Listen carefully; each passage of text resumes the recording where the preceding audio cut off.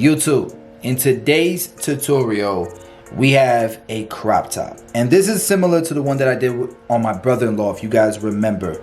We recorded this, we dropped this on the Online Academy last Monday, but today I have it chopped, screwed, all that good stuff, YouTube friendly for you guys to watch. I did a voiceover and all that good stuff, and hopefully it's valuable to you guys. I broke down the shear work, kind of like the whole reason for having that hard ridge on the sides that crop tops typically have, a little bit more bulk on the sides than I feel like most people are used to or even ask for. But either way, I think it's a dope cut. Let me know what you guys think about it in the comments below. Definitely smash that like button, it helps the channel out so much, guys. And as always, I appreciate you guys. And one more thing before we get started with this tutorial.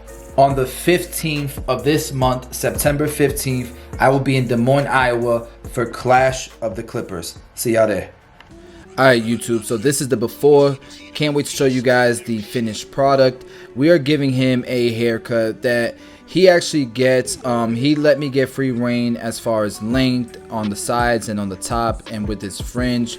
You can see through his fringe right now because it's wet, but he definitely has lighter hair, right? He definitely has kind of a higher recession, and so because of that, like, a crop top works really well. You can see through the hair right now because it's wet, but you'll see once we've cut it and it's dry, it's gonna look really nice and full.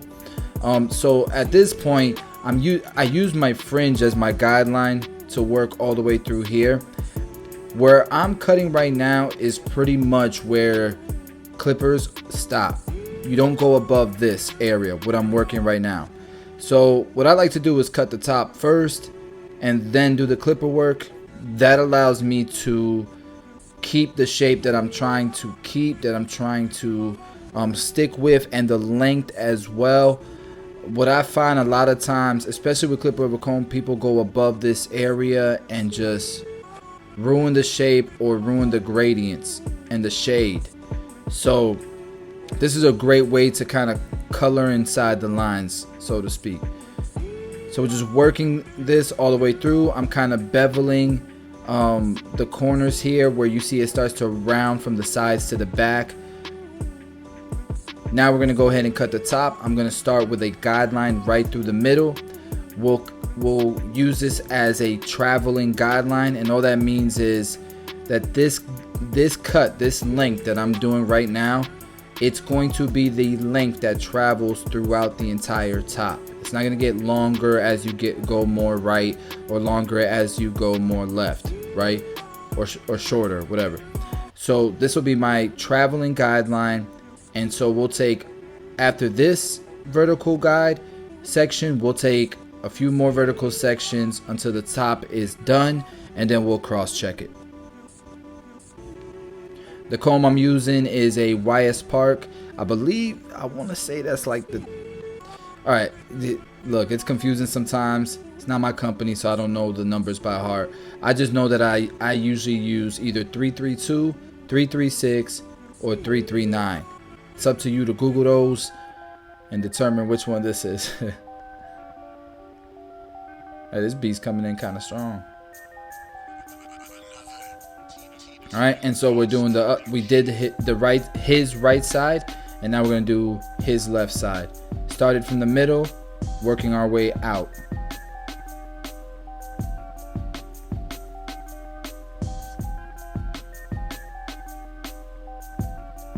And right there, I was just kind of checking my last cut to make sure it's there, because sometimes it's hard to see.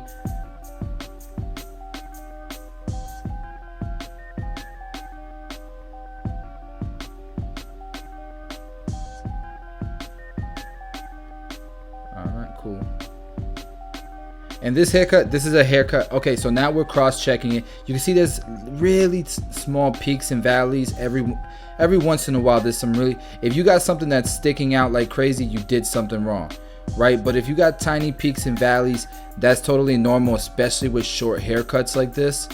The longer the haircuts, the easier it is to not do peaks and valleys, but it's really hard to not, you know, to cut the hair one shot without cross-checking it, especially when it's this short.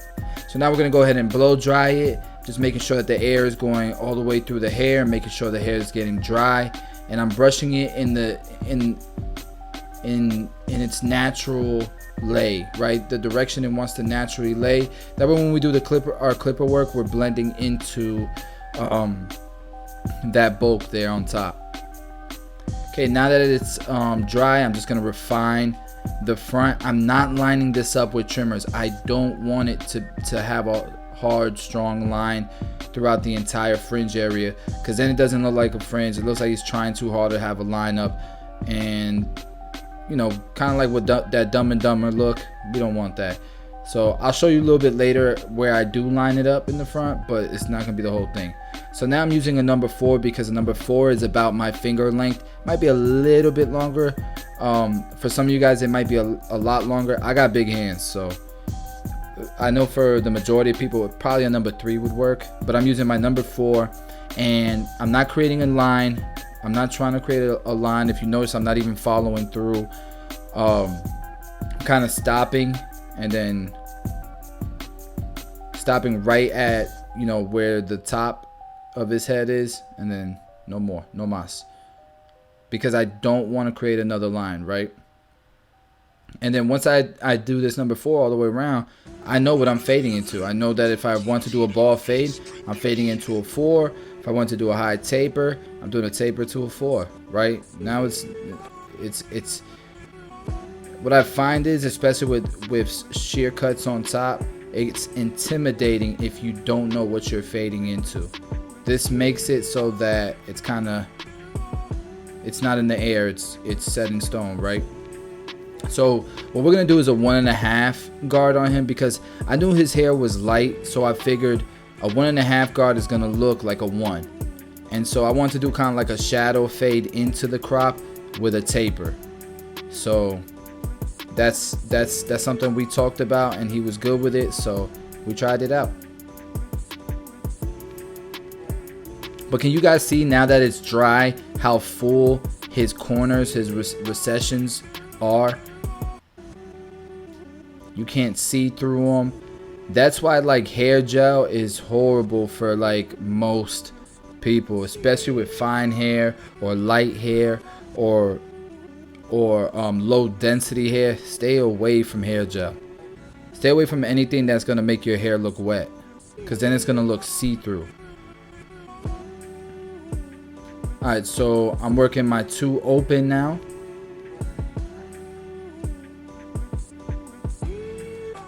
And I'm pretty much, I think I decided to fade down on this haircut.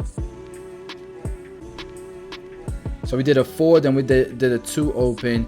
In between, I'll do a 3, and then we'll go down to the 1.5, number 2 close or whatever, and then we'll be ready for our taper.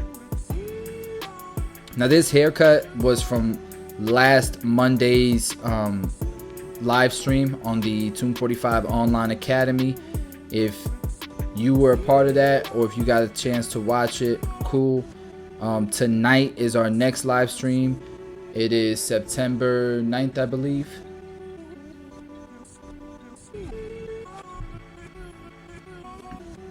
It is September 9th, and Monday. So all the live streams for the Tomb 45 Online Academy, they're on Monday nights at 8:30 Eastern time. So that'll be tonight. You got to log into the Online Academy if you're signed up. Right on the home screen, you'll see me post the link. So don't miss out. Tomb45academy.com. All right, so now we're at our 1 open, and this is going to be the length that I was trying to get it down to, a 1 open. And I think that's going to look really nice with the taper.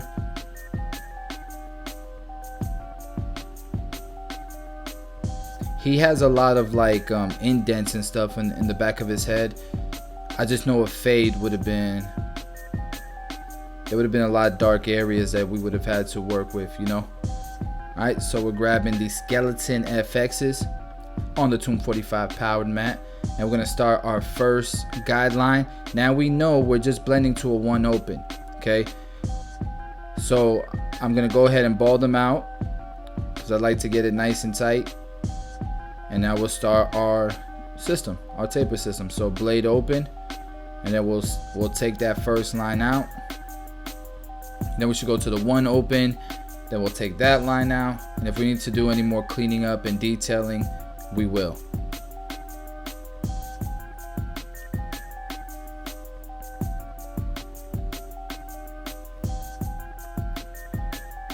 Like, but you know, not to get off topic, but if that little bit of bulk that's above the parietal ridge, that's on the parietal ridge, that's there on purpose. Once it's styled, it's gonna look nice. You know, in my opinion, it looks good. I actually like the little ridge, the little, like a slight weight line, but it's also there on purpose to keep the length and the weight that's on the round of the head, so it stays squared and it doesn't kind of hug the head and make him look like he has a rounded head.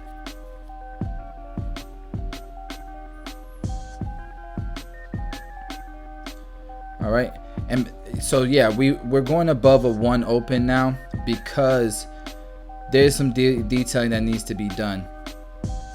Like, I don't know about you guys, but for me, I don't go through my system once and it's good to go. Like, I go through the system and then I go and detail, and I make sure it looks good, and if I detail some more, I will, and if I got time left, I'll detail even more. I'm that type of barber.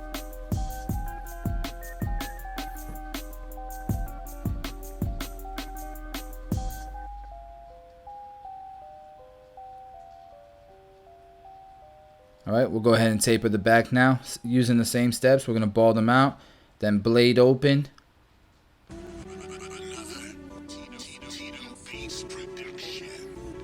Put the shaver there real quick.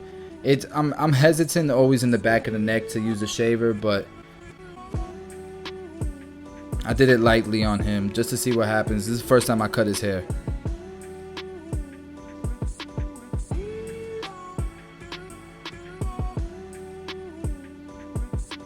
Alright, now we have a number one open.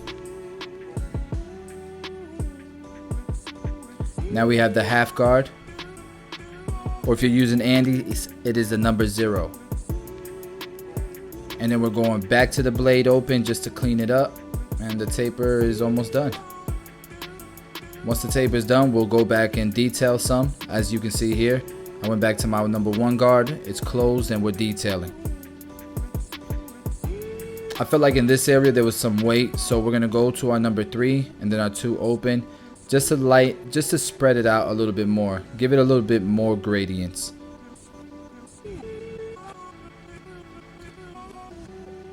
All right, doing the same thing on this side. I love the way it's laying. I like the top is laying into that one open. Let me know your opinion. How do you guys like that transition? Because that's some long hair. If you look at each of those hair strands, that's some long hair that's kind of laying into that one open. All right, we're taking out that first line. It's gone. Now we're going to go to our one open or our half guard. One open, cool. One open. And right underneath that, we'll use our half guard because we got that little line there underneath where I'm working right now. You can see I'm going to grab that half guard. There it is. And we'll start to lighten that up some.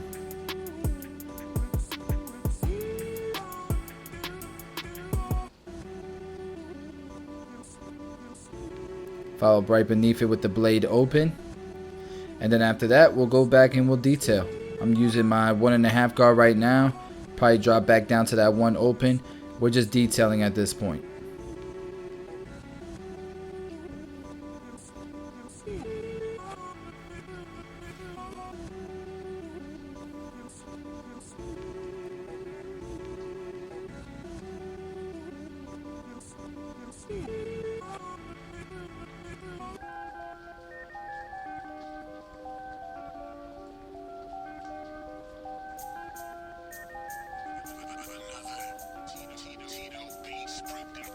Alright, so this is where I am going to line it up because it just makes the corners look fuller.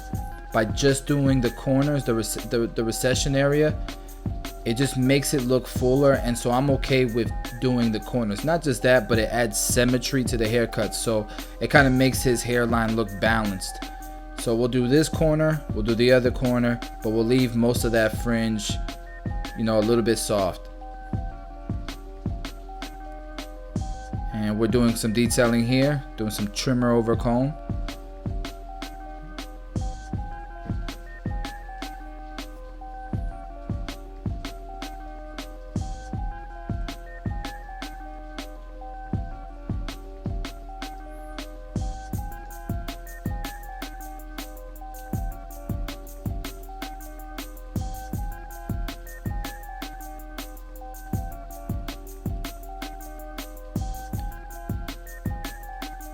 I swear I got these skeleton FXs hitting so hard. I'm scared to put my black blade on them and ruin it.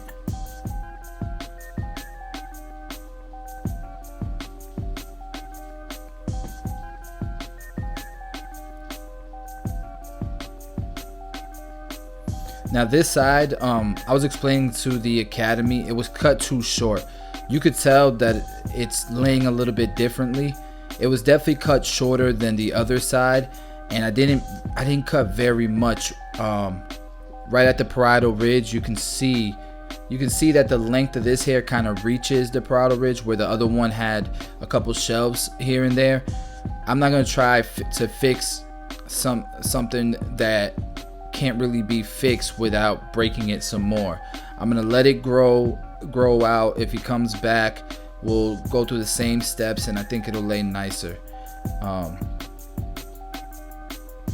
Alright, so we're using 245 texturizing powder. We call it pure powder, and just sprinkle a little bit on top and then work it through each of the hair strands. This is some strong stuff, gives volume, gives some hold, and does a really good job of giving that natural soft look. So that's the finished cut, guys. Let me know what you guys think. Smash the like button, and appreciate you guys for watching.